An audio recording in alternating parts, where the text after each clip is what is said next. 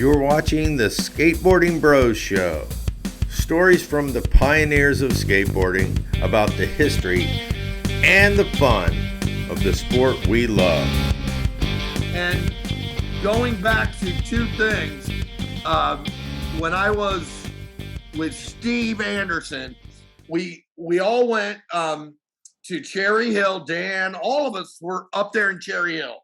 That was the pinnacle of the pinnacles of the height of my skateboarding in my heart. And that was like the best park you could ever dream of and imagine if you could, draw up the perfect park. And I can remember both trips there. Remember Frank Bazanta, the shorter, chubby Italian guy that was in charge of the Kryptonic stuff? Well, me and Steve made plans to go to California, and we were supposed to meet with the Kryptonics team out there. So Frank Bazanta set all this up. So me and Steve get to California, and there's nobody there. Like, the guy fucked it up all the way.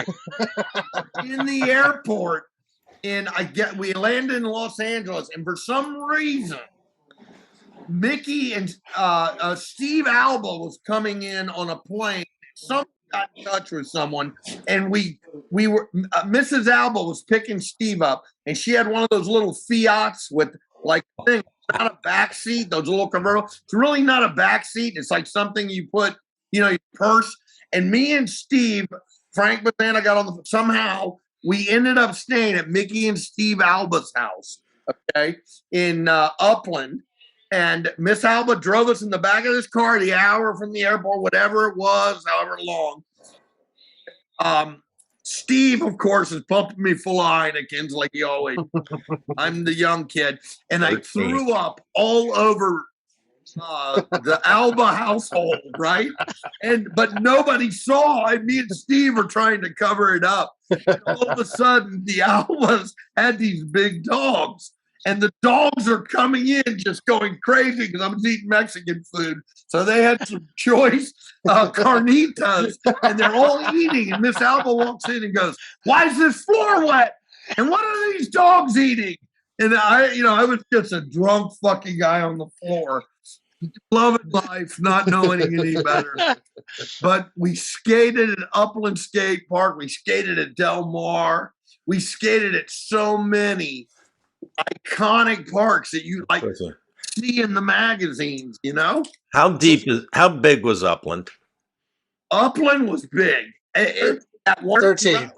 Round bowl was 13 and the square bowl was 15.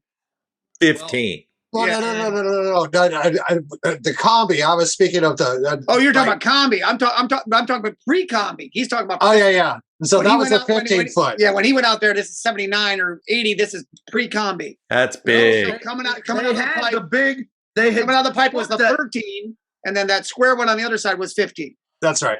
Dan, we were there. We skated that one. Did you skate the combi? It just had been built. Oh, okay. So this is 80. Shit. Yeah. So this didn't have no coping. It was a light, rounded lip. Right. It wasn't no coping when we were there.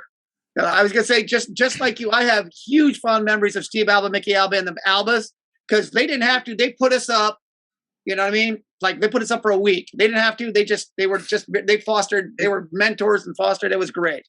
I tell the story on mine where Steve Alba is one who taught me how to roll in on a 13-foot bowl. So do it. Just do it. And that's you got to roll in on a 13-foot. Is that where the front side edger with Alba? Yes. That's the combi. Pre-coping. So that's not the combi, but that's the original coming off the pipe. The 13 little. You basically come off the pump, you make this left turn into the bowl there, and then just like about 20 feet away on the other side is the 15-foot on the other side. Scratching the Kryptonics letters off the edge of those wheels. Yeah. That's what he was doing.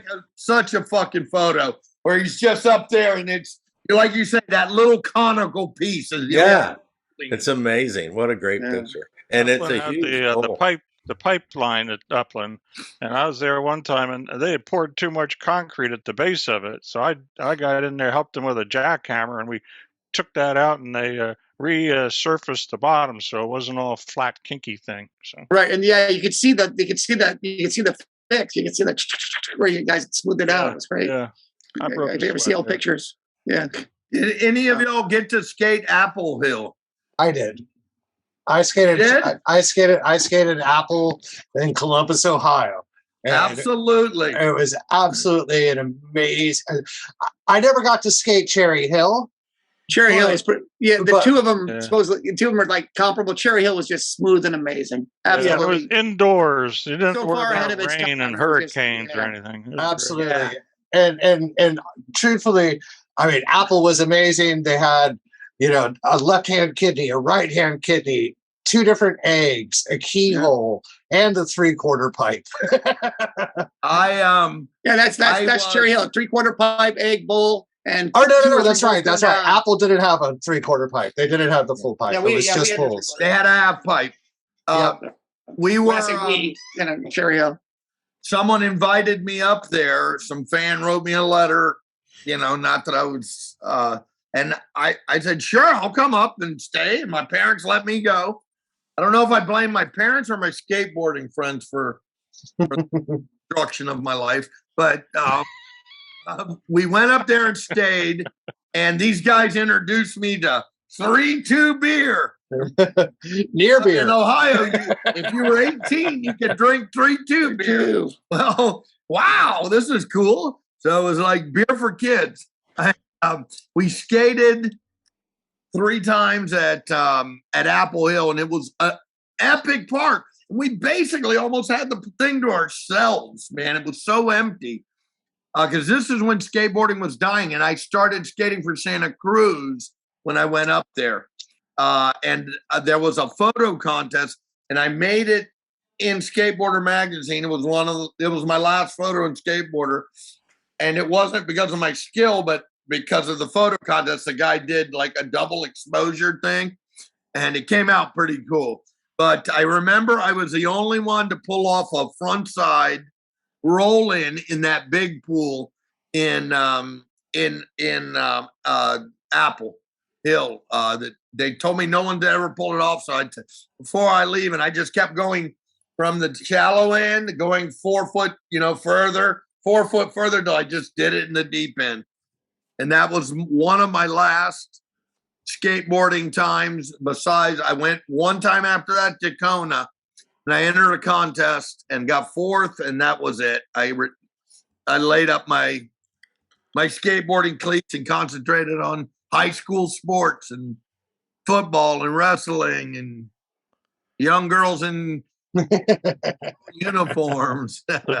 Tim, do you have that Skateboarder magazine with Red? I'm sure I do. I don't know if I can access it right at the moment. Your but I library's not. Oh, there we go. That's that one. Yeah. That's the photo we were talking about. Yeah. Yeah. So that was the combi. That's the That combi. is the combi. And what's crazy on that as well is that photo, that whole lip was just nasty. It stuck out about 2 inches as opposed to standard set coping because it was poured in place. It wasn't actual pool block as most skate parks were, or most pool coping was at that point in time. And I was fortunate enough to get to skate that thing, and I barely scraped the grind in the round bowl.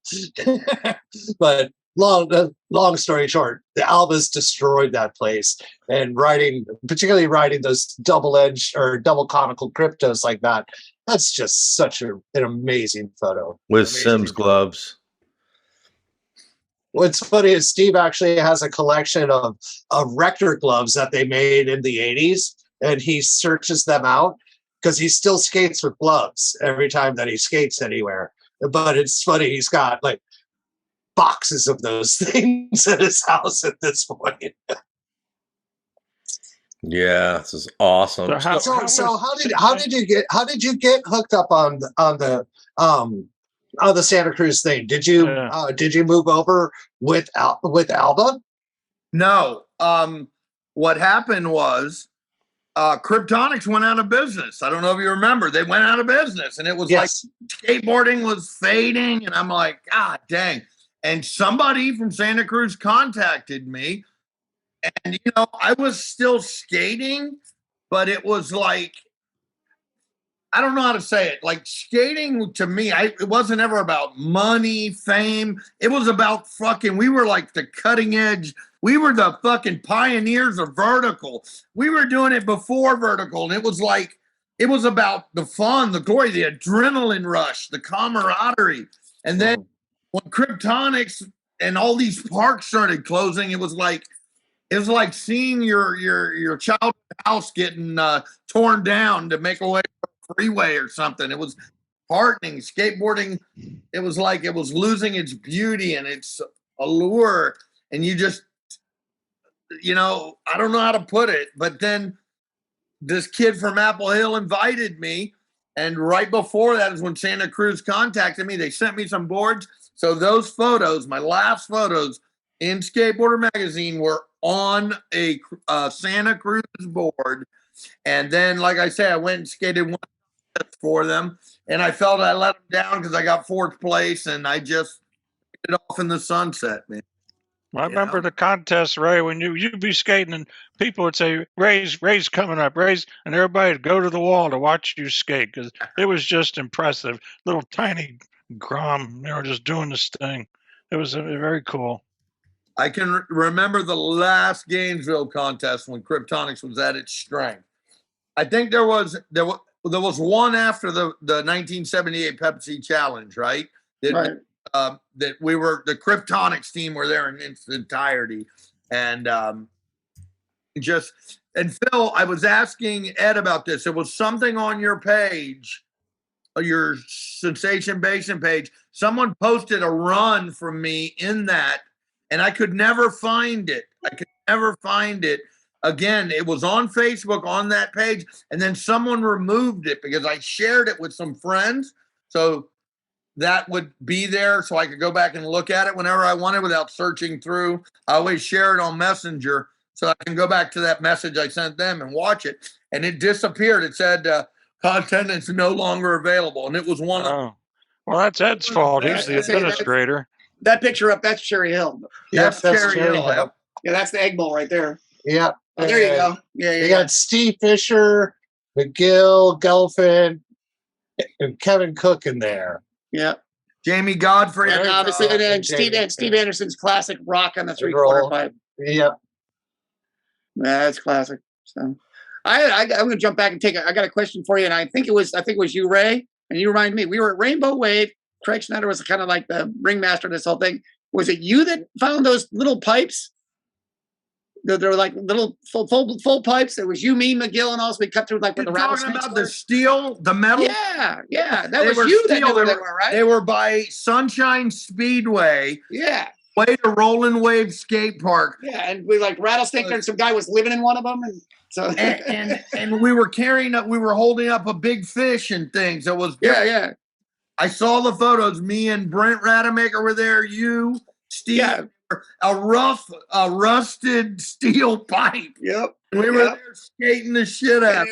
Because I got this one picture. This is Powell. So I was on Powell. So I don't think it was sponsored by them at that point. I remember.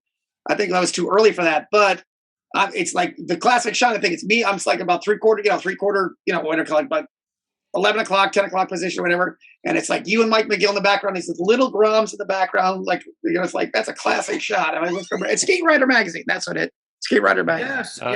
Yes. It was Craig's photos. Yeah.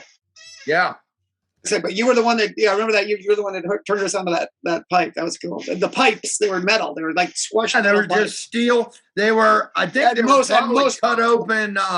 Yeah, they were like at most 13 feet, 13, 14 feet at most. They were like, yeah they were tight. It was a tight thing. But we were, back then, whenever you would see a drainage ditch or anything, it was like, you had to ride it. It's like a dog peeing on the fucking corner of an oak tree. I gotta make my mark here, guys. That's a great metaphor there. I wish I just thought of that, and I wish I could pull up the picture of it if I figure it out. So, Ray, do you have any memorabilia equipment from back in the day, or have you sold it all? I was a fool. When I got into high school and everything, it was kind of I had my thing that bothers me the most that I can't find was my sticker collection. I don't know if you guys remember. I would have stickers from everywhere and everything, and I would buy them by the hundred. And I used to collect Town and Country surf design stickers. I had every one known to man. I had the prism tape ones, the black and white ones, the colored ones, and that was my big thing. And I had just bags and bags of all kind of stickers. And I couldn't find it when we moved, and it was heart-wrenching to me. And I still know my mother has a box. The problem is, God bless my mother. I can't, but she fucking puts things away. I put it in the box, and she files everything, and it's never to be found again. It's on my deathbed or someone's deathbed. Someone's going to open up this box and find all my shit from my skateboarding days. Hey, shout out to Cleo Coney. Oh yeah. Coping Block magazine. And when you were doing all your piloting, all your marine exploits, and you didn't know what was going on, and you found out about the internet, and you were like not feeling good about yourself, and you reached out and searched. Tell me about that. I was at a low point in my life, drugs, alcohol, just, a mess. And I was like sitting in my living room, probably 2:30 in the morning, just out of money, couldn't get no more score. And I just went on Google and said, I'm going to Google my name and see if maybe I swear to God, maybe my obituary's there. And I'm dead, and I don't have to wake up to pain in the morning. So I Googled my name, and all this stuff came up. And all of a sudden, you go from that tweaker freaking depression, and I'm seeing all these pictures of me skateboarding and all these different skateboard. What'd you say it was? The chat group? Florida Skater. Florida Skater. Yeah, Florida Skater. Yeah. Florida Skater. Yeah, that was great. I didn't know anything about any of this. Yeah. And I hadn't talked to anyone in so many years. So I started looking deeper and clicking on more stuff, Ray Diez. And I found a whole bunch of photos of me at Clearwater SkatePark. And I clicked on the thing and sent the guy, hey, who are you? Where'd you get these photos? And it was Tim Hubbard. And I reached out, we reconnected, and we talked. And then I reconnected with Steve Anderson after many years. And I started seeing things about the Hall of Fame, and people were looking for me apparently back then. And people are saying, oh, he's dead. We can't find him anywhere. And I told this to Ed. I was in the same house I was born in, so I was looking, but don't pay them for any type of search or anything, because they sucked, because I was right there in the same house. And it opened me back up to skateboarding, thinking about it.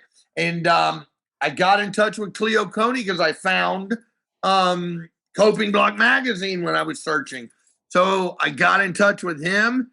He came to my house and did a little interview. Steve Anderson was there that week, and I skated right around in my front yard, on his board.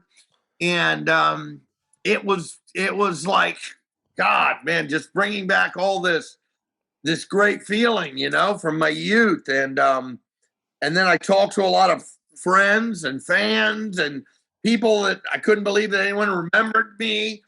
And, we just, that Florida skateboard thing on .com, I talked to so many people, and we reconnected, and it was like, wow, man, we did all bond, and we all were like people of like mind, and even though whether it was the Gainesville guys or the Tampa guys or the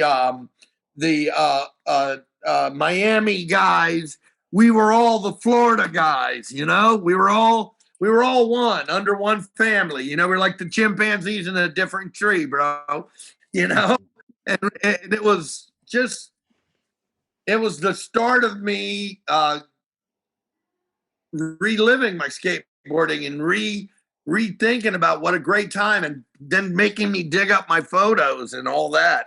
And then Cleo, after that interview, you guys graciously enough nominated me for the Hall of Fame, and that was another epic time. And I got up there. Ed kicked me off, and we hope somebody lost that recording, but and Dan was there and was telling me, "Don't worry about it. Drop in." We were in that little tiny half pipe, and I was doing the slalom run, and oh yeah, the 3/4 pipe, yeah, Cherry Hill. Wow. Mule and the half pipe, first place. Yeah, and wow, I did win that one. Okay, I thought, it was the second contest that I fell, and I think I took third. Where was? Yeah, you got the pool duel 13 and under.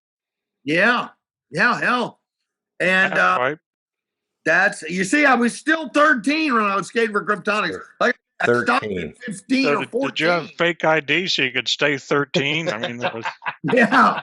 Hey, I'm like the Dominicans that play baseball. You know, I get a birth certificate and we just fudge it. Why do you have a beard and you're at the League World Series, sir? Before we leave Tim Hubbard behind, we want to shout out to Art Gone Bad. We'll get a link for the post-production, and Cleo Tony at Coping Block. We want to make sure that. And I've said before, Ray, that I didn't join a fraternity when I went to college, and I think all of us here relate completely to what you're saying. Is that I drove away from college. That was it. It was over. I never talked to those people again. The Basin was bulldozed. And then Steve Marinac came out with Florida Skater. And it was like, yeah, I did join a fraternity. I just didn't know I joined it. And now I'm back in touch with these guys. And it's like, and on top of that, you know, it would have been enough just to be in touch. But now it's a freaking Olympic sport. We didn't do it for, like you said, we didn't do it for the money or the fame or anything. We did it because it was fun.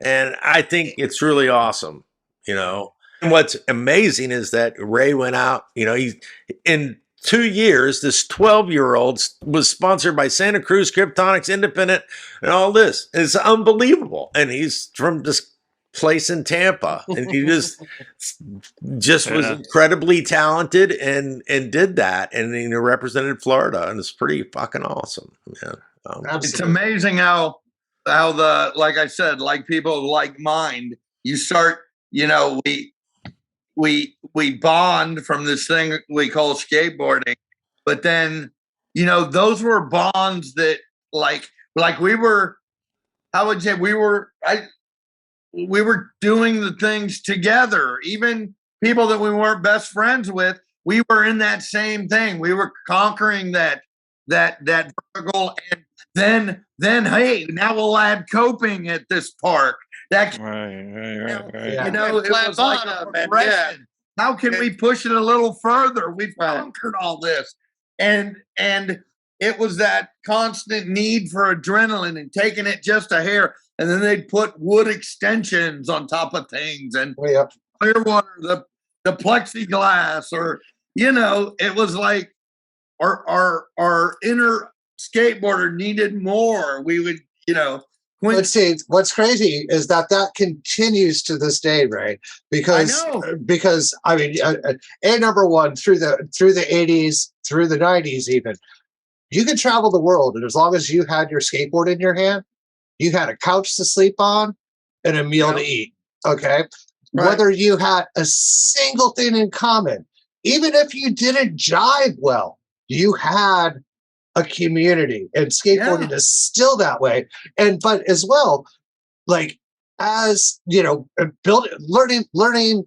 Okay. First, when skate parks were built, they didn't have the vertical terrain. So you added the vertical extensions. Then when all the skate parks went away, we all learned how to build half pipes. And then when the half pipes went away, what do? Yeah. You start working with concrete and building spots that aren't supposed to be skated.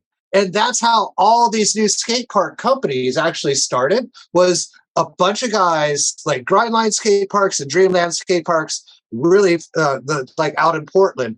That all started because some guys got a wild hair up their ass to build a quarter pipe that went up a wall with concrete.